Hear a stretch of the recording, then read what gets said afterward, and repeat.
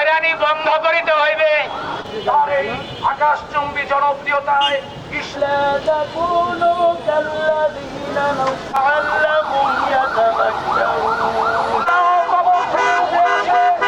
পুলিশের গায়ে বোমা নিক্ষেপ করেছিল। মিথ্যা মামলা প্রত্যাহার করতে হবে। মশিউর রহমান রনি ভাইয়ের বিরুদ্ধে যে মামলাটি হয়েছে, এটার বিরুদ্ধে আমরা এসে দাঁড়িয়েছি। আমরা অধিকাংশই কিন্তু বিভিন্ন দিক থেকে প্রতিবন্ধী। আমরা নারায়ণগঞ্জে 10,000 প্রতিবন্ধী আছে সর্বমোট, তার মধ্যে 5-7টা সংগঠন, এমন কোনো সংগঠন নাই যে মশিউর রহমান রনি ভাইকে চেনে না বা কি ভালো জানে না। আজকে এই মিথ্যা মামলার কারণে প্রতিবন্ধীরা রনি ভাইয়ের সেবা থেকে বঞ্চিত, ঠিকঠাকই বলেন।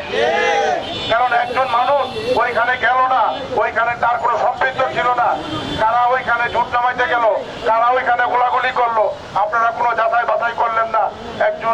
একজন এই ডিস্ট্রিক্ট লেভেলের নেতা, যিনি সর্বোচ্চ বিএনপির রাজনীতি করেন এবং সারা বাংলাদেশ প্রধানমন্ত্রী হইতে সারা বাংলাদেশের সমস্ত সময় তাকে মশিউর রহমান রনিকে চিনে।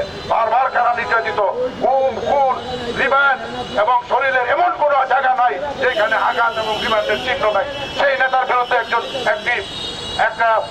একটা টোকাই এই চাঁদনী হাউসের আলফিরি উসমানের সহযোগী পাগলা হামিদের সাথে এই জনপ্রিয় নেতা মশিউর রহমান রনির বিরুদ্ধে মামলা দেওয়া হয়েছে।